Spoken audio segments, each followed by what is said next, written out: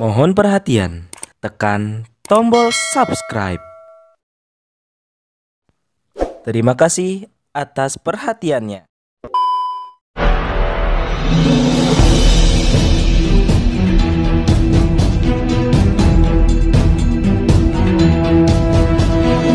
Saya Yani Muhammad, driver online Depok.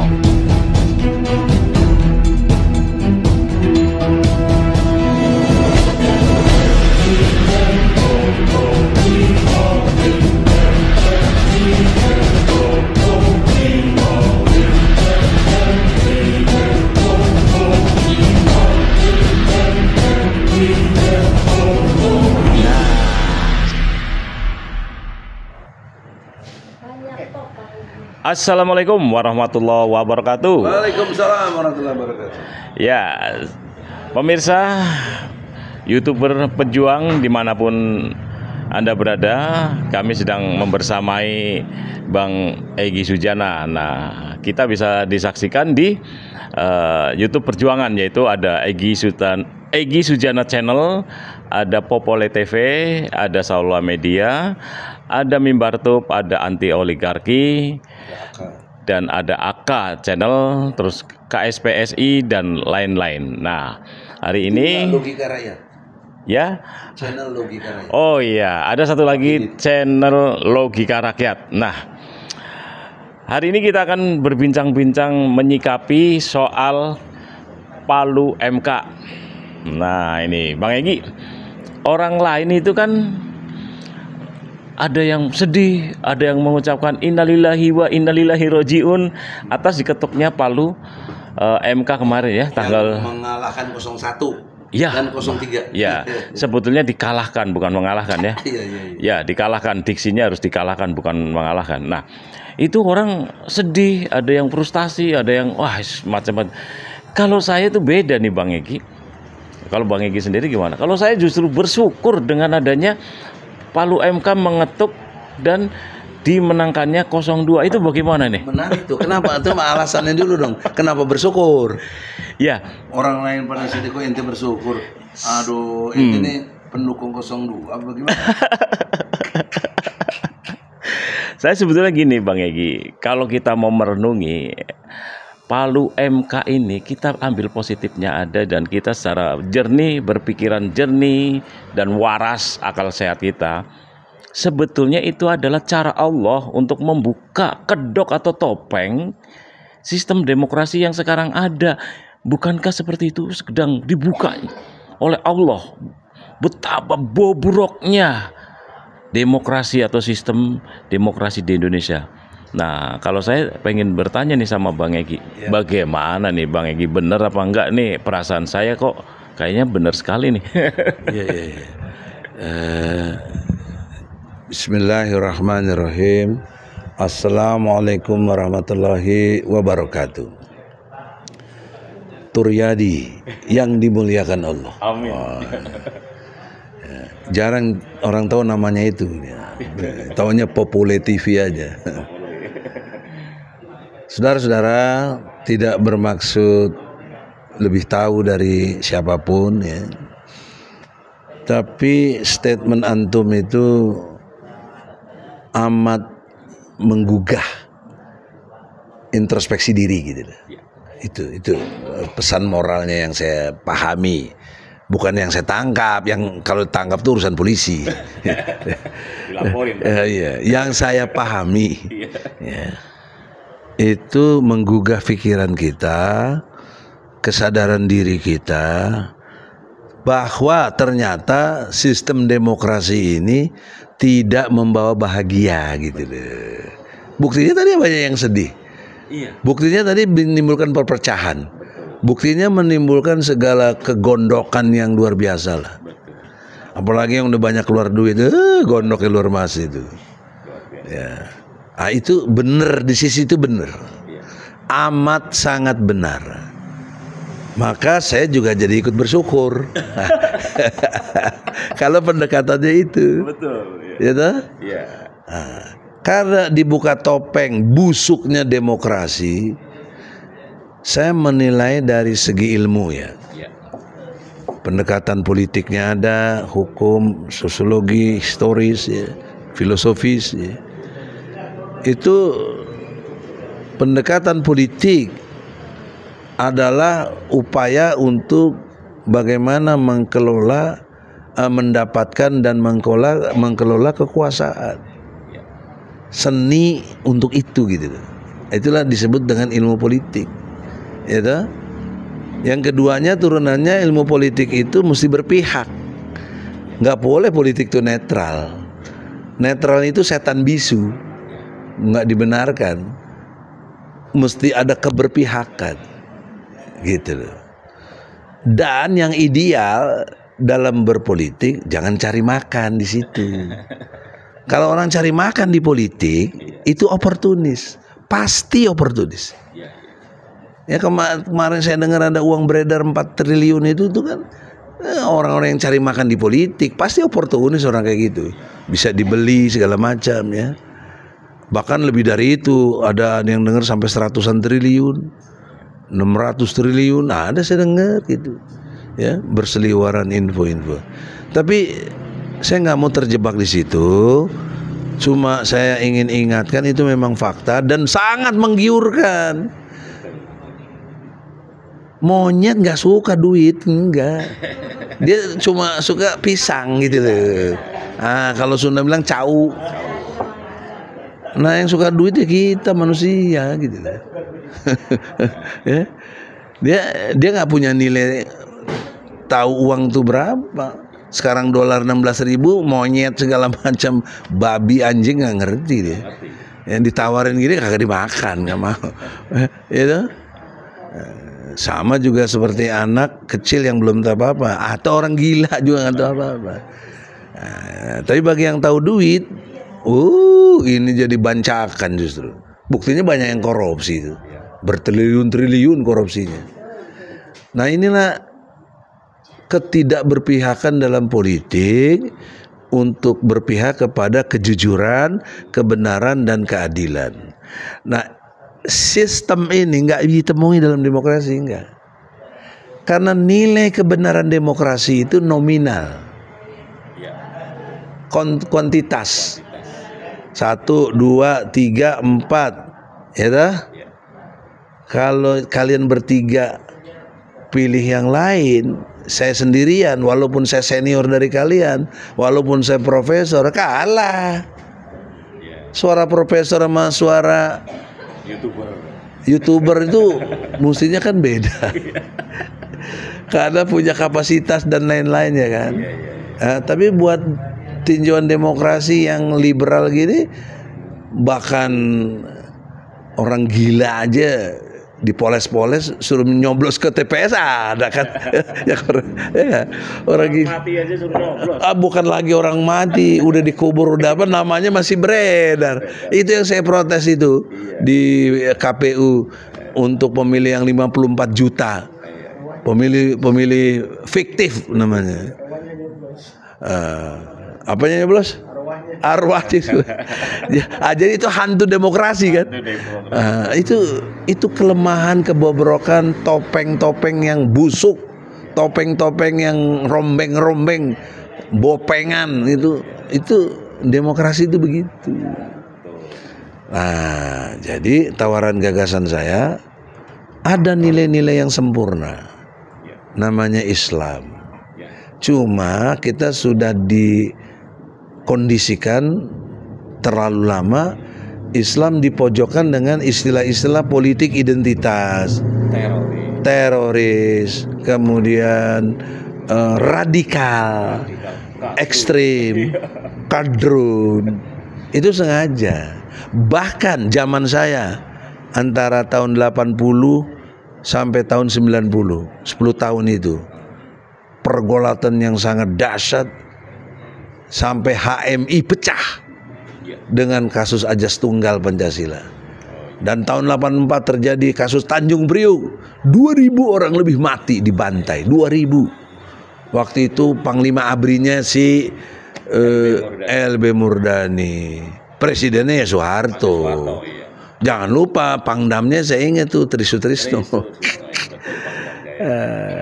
Saya ingat sekali. Nah, mungkin kalau dia menyesal, yang lain udah pada meninggal, ayahanda Trisno bikinlah kesaksian supaya hidup Anda akhir hidupnya baik.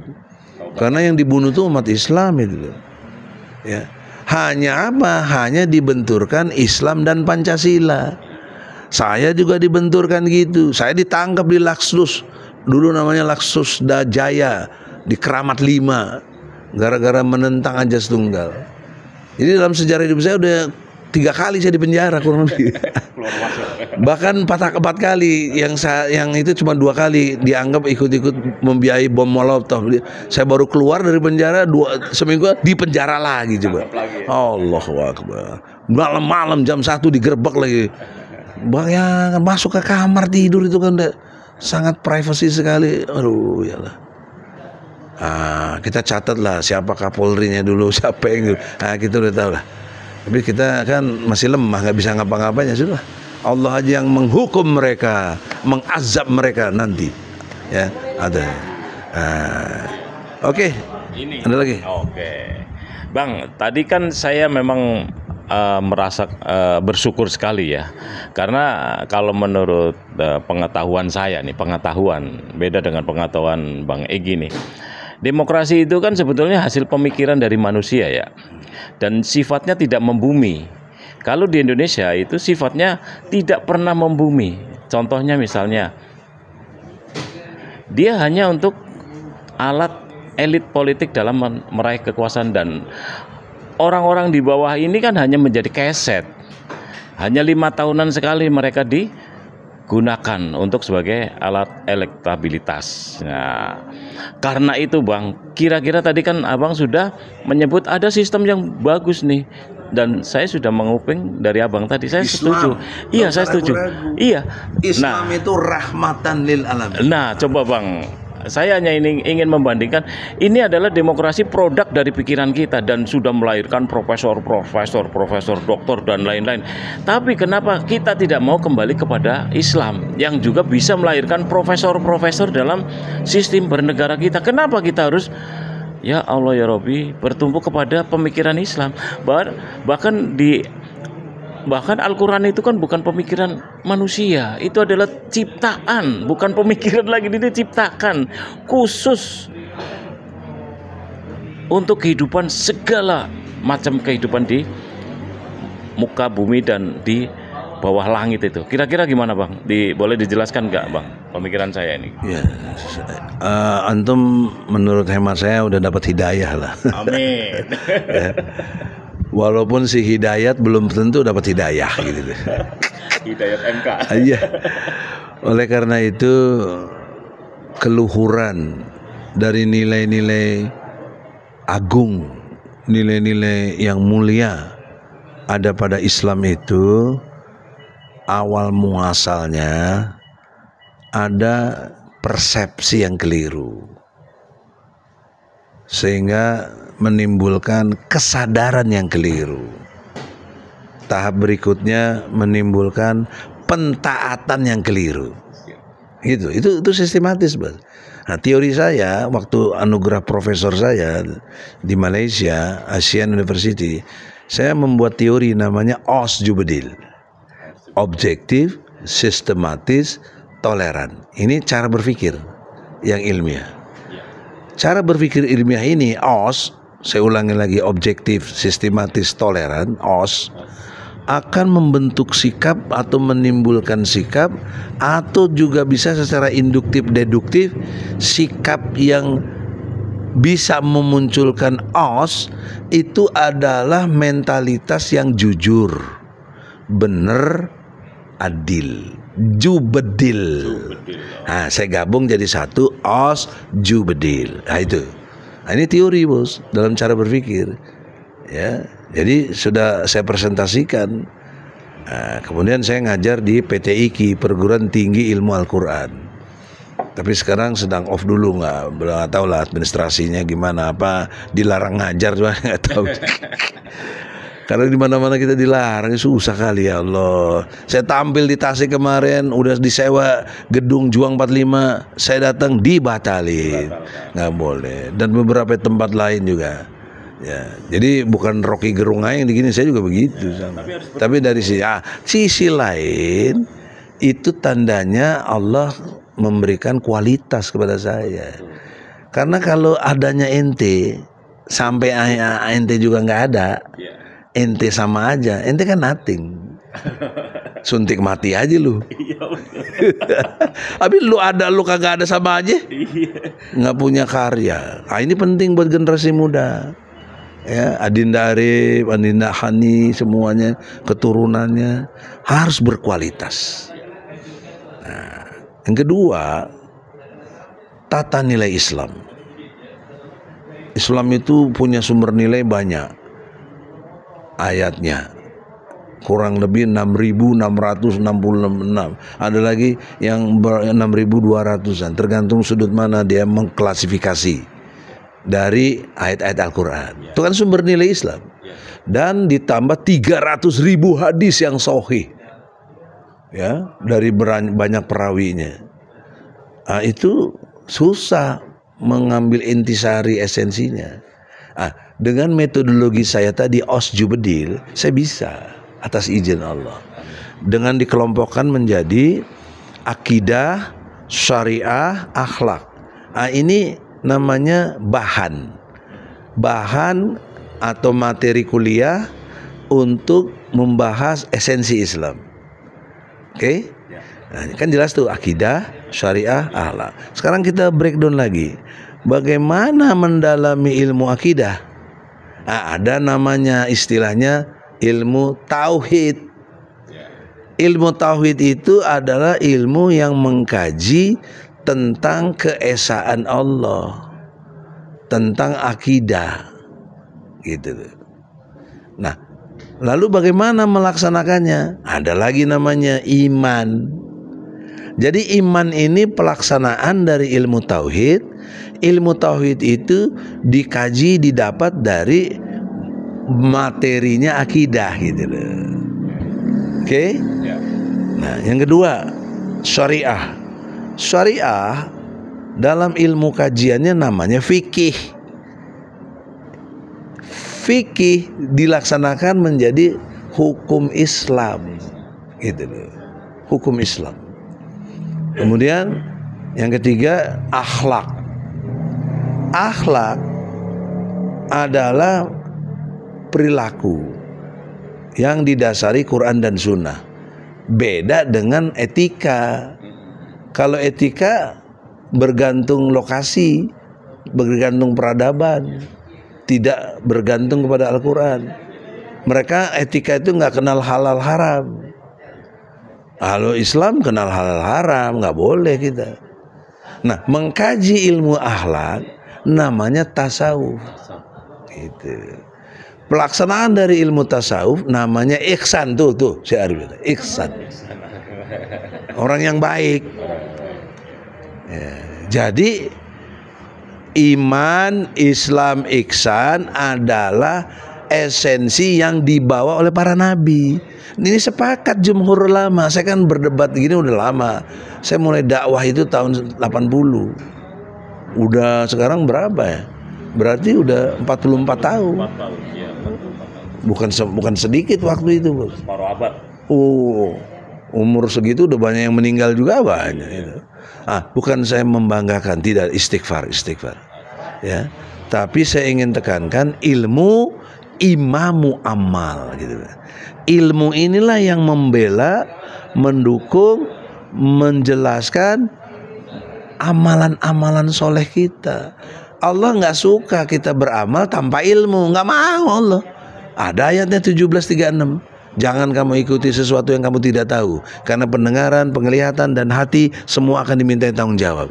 Itu surat 17 ayat 36 Al-Isra. Nah, jadi di dalam kaitan dengan politik sekarang ini, ya, esensi Islam tadi itu nggak mungkin melahirkan gerakan aliran keras yang bersifat terorisme, nggak mungkin. atau radikal atau ekstrem atau politik identitas yang menjunjung tinggi kekerasan. Tidak mungkin. Kenapa? Karena akidah itu adalah ikatan kita kepada Allah. Jadi orang yang berakidah, orang yang terikat kepada komitmennya, confidence-nya, konsistennya, atau bahasa Islam satu, istiqomah dengan Allah Subhanahu wa taala. Nah, kalau orang istiqomah kepada Allah Subhanahu wa taala, dia minjemin utang aja ke orang, Allah perintah sudah maafkan. Ya, sedekahkan lebih baik. Kalau dia belum bisa bayar, tunda. Ada Al-Baqarah ayat 80, 280. Ada tuh. No, masa bisa lahir teroris? Yang kedua, Ali Imran 134. Berinilah kamu nahan amarah. Nah, berinfak, lapang atau sempit harta kamu, tahan amarah dan maafkan kesalahan orang. Mana mungkin lahir teroris ya? Dari yang gitu. Justru melahirkan kesantunan-kesantunan. Tapi di sisi lain ada ayat Allah yang an hasibtum an tadkhulul jannah. Apa kamu kira kau masuk surga? Ali Imran 142. Dan 146-nya kamu harus berlaku sabar. Karena sabar itu diukur dari satu, tidak lemah, tidak patah semangat, tidak menyerah. Ali Imran nih 146. Nah, dikaitkan dalam kemasan politik gitu loh. Yang kita sekarang ini, konsepsi sistem yang bagus itu kalau Islam menyebutnya khilafah gitu loh. Nanti ditangkap lagi. Kalau ya karena dia bodoh, blow on, nggak ngerti. Mari kita berdebat secara ilmu. Oke. Namun harus dimengerti konsep khilafah itu representasinya harus melihat lambang Ka'bah. Apa yang ada di Ka'bah? Ini menurut guru kita Abidodi itu ada Azhar Aswad. Itu lambang ibu. Ada Makom Ibrahim, itu lambang bapak. Ada Hijir Ismail, itu lambang anak. Gitu. Bagusnya Abidodi lagi sini jelasin ini tentang Ka'bah ini. Penting ini dakwah ini. Mau nggak? Isi ini dong. Satu season lagi nanti. Oleh karena itu, baiklah saya jelasin aja. Di dunia ini konsep sistem yang mengacu kepada sistem keluarga itu cuma Islam. Kalau di luar negeri barat keluarga acak kadut semuanya nggak panggil bapak aja you, fuck you nggak ada masalah. Di kita ngomong aja nggak boleh kan. Dia ada di surat Al-A'raf itu. Nah, maksud saya kaitan dengan tata nilai tadi itu janganlah alergi dengan istilah khilafah gitu. Karena ini konsep keibuan, kebapaan dan keluarga yang baik, yang sakinah, mawadah, warohmah. Ini khilafah itu begitu. Dan intinya garis komando. Ya. Tapi banyak ada yang mau cepat-cepat, mau mendunia. Nah, kalau mendunia nanti Indonesia jadi satu provinsi dong. Itu yang masalah memang. Cuma pemana saya tidak bermasalah dengan istilah khilafah, tapi strategi taktik penerapannya itu tidak harus kaku begitu kalau saya. Yang penting nilai-nilai Islam berlaku. Dan ini sudah dijamin oleh UUD 45, sudah dijamin. Di mana? Mukadimah alinea ketiga, berkat rahmat Allah. Tuhan mana yang disebut selain Allah? Enggak ada, cuma Allah. Alinea ketiga loh, UUD 45. Kemudian diabadikan di sila pertama, Pancasila, ketuhanan yang Maha Esa. Ini ceritanya panjang. Konsep ketuhanan Maha Esa yang sumbang namanya Ki Bagus Adikusumo. Ya. Tanggal 18 Agustus 1945 masuklah konsep ketuhanan yang Maha Esa. Soekarno nerima, semua nerima. Maka berlaku di sila pertama, ketuhanan yang Maha Esa. Nah, kalau yang Maha Esa itu siapa? Kalau bukan tauhid, kalau bukan akidah itu siapa? Apa ada konsep Tuhan lain yang selain Islam bersifat esa? Ya kagak ada lah. Kan harus dong ada Trinitas, ada Trimurti, ada konsep-konsep lainnya ya. Yang Esa itu cuma Islam. Nah, ini yang diakui oleh UUD 45, ini yang diadopsi, bukan diakui, diadopsi, dipakai sebagai dasar negara. Republik Indonesia adalah Allah. Karena Allah adalah ketuhanan yang Maha Esa, dan itu disebut dalam pasal 29 ayat 1. Negara Indonesia berdasarkan ketuhanan yang Maha Esa. Ah, di sini saya beda sama si Rocky Gerung tuh. Dia sahabat saya, tapi kan dia kafir, masih belum berislam. Dia pikiran aja yang ente bilang. Nah, itu hasil pikiran doang, filsafat. Dia bilang dalam satu podcast yang saya baca atau saya dengar, saya lihat, nggak ada kewajiban dalam beragama di negara ini. Itu salah berat itu. Agama itu adalah hak katanya. Wah, dari mana brother Rocky? Ya boleh kita berdebat lah, gitu. Kalau Anda ngerti pasal 29 ayat 1, dasar negara kita ini Allah, Tuhan yang Maha Esa. Allah itu punya hukum, namanya hukum Islam. Masa Allah dijadiin dasar hukumnya kagak diwajibkan dijalankan? Blow on itu namanya dong. Blow on. Ya, lu istilah lu tuh dungu. Jadi lu pakai dua, lu yang dungu gitu loh. Ya nggak suka ya debat aja. Gitu. Jadi itu maksudnya. Jadi kesitulah arahnya dakwah Islam itu berkesadaran.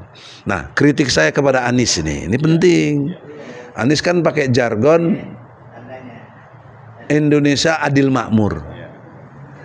Kalau 02 Indonesia maju. Kalau 03 apa ya?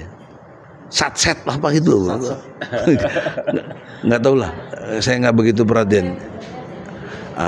Jadi apa kritik saya? Tidak akan mungkin sampai adil makmur, sampai kapanpun, sampai pale lu botak bekutil kagak bakal bisa. Kenapa? Karena ada ayatnya, dalilnya. Surat Al-A'raf, surat ke-7 ayat 96. Nanti boleh dibuka di stream Al-A'raf surat ke-7 ayat 96. Tapi intinya adalah akan aku datangkan keberkahan. Lillahi ma fi samawati wa ma fil ard. Ya, barokatin. Ya, wala fatahna. Ya, dengan dasarnya itu iman dan takwa. Jadi kalau tidak dasarnya iman dan takwa kepada Allah, nggak mungkin ada keadilan dan kemakmuran. Dari mana? Paling lu pitak apa lu? Begitu, kita kan gayanya begitu aja. Harus iman dulu dan dibuktikan dengan ketakwaan, yaitu ketaatan total, tunduk patuh, menyerah kepada Allah. Nah, makanya Allah dalam episode sejarah Indonesia, sudah 78 tahun Indonesia merdeka, hingga hari ini hukum pidana Islam belum berlaku. Kenapa? Karena demokrasinya yang gak benar tadi. Dengan one man one vote, dengan suara terbanyak N+1. Sementara di Indonesia menurut hasil penelitian Monash University dari Australia, 73% tidak bisa baca Quran, 75% tidak sholat. Bagaimana mau berdemokrasi? Jelas sampai di sini? Oke, satu lagi pertanyaan Bang. Ini ya pemirsa dimanapun Anda berada, ini adalah untuk sebagai closing statement. Yang menjadi pertanyaan sekarang gini Bang Egy. Sebetulnya tadi udah dibuka kebobrokan ya melalui Palu MK dan sebelumnya juga sudah dibuka, ya kan? Nah, kalau seperti ini terus wajah dari demokrasi, ya entah dimanapun, apalagi yang sedang di Indonesia ini yang sedang terjadi, ya kan? Yang banyak duitnya yang menang. Ya demokrasi ya kayak arisan aja, kemarin 2014 si Joko, 2019 Joko lagi, sekarang giliran si Prabowo. Nah ini kan membuat saya ya mungkin bisa jadi representasi rakyat atau oke lah saya secara individu. Ini lama-lama saya muak Bang Egy terhadap demokrasi. Nah itu kan sebetulnya jalan Allah. Anda muak apanya? Ya, karena demokrasi mempertontonkan kebejatannya itu tadi. Demokrasi kok seperti itu. Mentang-mentang punya duit si Gibran bisa jadi wapres, mentang-mentang punya duit si Ono bisa jadi ini. Mentang-mentang juga jadi anak presiden. Mentang-mentang jadi anak presiden. Jadi kapan? Jadi itu yang saya tadi bilang bahwa memang sistem demokrasi dimanapun Anda berada, demokrasi ini tidak akan membumi. Nah, ini cara Allah mengetuk hati saya dan mungkin yang lain-lain bahwa sudah saatnya saya kembali kepada bukan sistem kenegaraan yang hasil dari pemikiran manusia. Sebagai closing statement Bang Egy, kira-kira bagaimana? Singkat aja, pendekatan demokrasi yang dilihat bukan kualitas, tapi isi tas. Itu. Kardus durian. Jadi kalau isi tasnya tebel, miliaran bahkan triliun, bolehlah dipandang dilirik gitu. Betul sekali. Tapi yang berkualitas seperti antum, Popole punya pemikiran yang cerdas dan lain-lain, kita profesor doktor nggak punya duit, nothing, siapa lu? Udah berkali-kali saya coba ikut pemilu, udah 5 kali pemilu saya ikut, kalah terus. Amsong. Karena nggak punya isi tasnya kagak ada gitu loh. Walaupun kita berkualitas, insya Allah. Ya. Nah, yang isi tas nggak berkualitas jadi. Nah, itulah pendekatan demokrasi. Nah, yang saya pahami secara teori, demokrasi itu sebenarnya akarnya dari feodalisme, oligarki, dan transaksional. Begitu pasti terjadi itu. Ya. Feodalismenya adalah lihat semua partai politik, lihat. Hatta itu PDIP yang pakai nama demokrasi. Apa ada yang lebih berani ngelawan Megawati? Ya kan? Saya perlu. Ya. Terus demokrasinya di mana? Kan itu kan feodal. Siapa yang lebih berani ngelawan lagi si SBY? Ada si Muldoko, mental juga si Muldoko. Jadi oleh karena itu di dalam pengertian demokrasi itu feodal. Ya, makanya SBY yang mahkotanya anaknya AHY terus saya turun menurun, kan feodalisme itu. Dinasti ya. Sekalipun yang baru juga nih, saya kritik juga Amin Rais, Partai Umat. Yang jadi ketuanya mantunya. Tapi teriak-teriak anti nepotisme kan susah kita jadi ini. Ya nggak suka jangan ngamuk-ngamuk lah, bikin podcast aja lagi kan. Jawab ya. Semua begitu. Jawab aja ya melalui podcast ya. Oleh karena itulah kesadaran berislam itu mulai tadi akidahnya, ikatannya sama Allah, syariahnya, ketentuan-ketentuan Allah dijalankan, dan akhlaknya itu perilaku yang didasari Quran dan Sunnah. Maka itulah membentuk sistem keluarga. Makanya Islam sangat strict, sangat ketat. Ku anfusakum wa ahlikum naro. Jaga dirimu dan keluargamu dari siksa api neraka, dari sistem yang demokrasi, sistem sekuler itu. Karena di Indonesia sekarang ini tiap hari 50 orang mati gara-gara narkoba. Itu 3 tahun lalu, nggak tahu sekarang, nggak ada. 2 kali lipat kan? Ya mungkin. Pencurian 2 menit sekali, perkosaan 4 jam sekali, korupsi udah per detik loh. ya. Korupsi kan ngeri bos. Iya betul. Ya, jadi sudahlah. Mari kita bersangka baik kepada Allah. Karena nggak mungkin dia buat Al-Quran, dia ciptakan kita, nah kemudian outputnya jadi kebrengsekan, itu nggak mungkin. Nah, panduan kita satu saja, Al-Fatihah, 7 kata yang diulang-ulang. Yang intinya ihdinas siratal mustaqim, tunjuki jalan yang lurus. Yang mana yang lurus itu? Siratal ladzina an'amta alaihim, jalan orang-orang terdahulu. Berarti kita harus lihat sejarah, lihat sosiologi, lihat psikologi, lihat yuridis, lihat antropologi, lihat perilaku-perilaku orang masa lalu itu gimana. Dan prototipnya cuma 2. adanya Ibrahim, adanya Namrud. Adanya Musa, adanya Firaun, atau dibalik adanya Firaun, adanya Musa. Ya, adanya Nabi Isa, adanya kaum Romawi yang kaisar-kaisar itu. Adanya Abu Jahal, Abu Lahab, adanya Muhammad. Nah, sekarang adanya siapa? Si Joko. Itu. Mesti ada Musanya, tapi Musanya kagak ada. Belum lahir. Musanya adalah populer. Alhamdulillah. Kita semua Musa. Ya.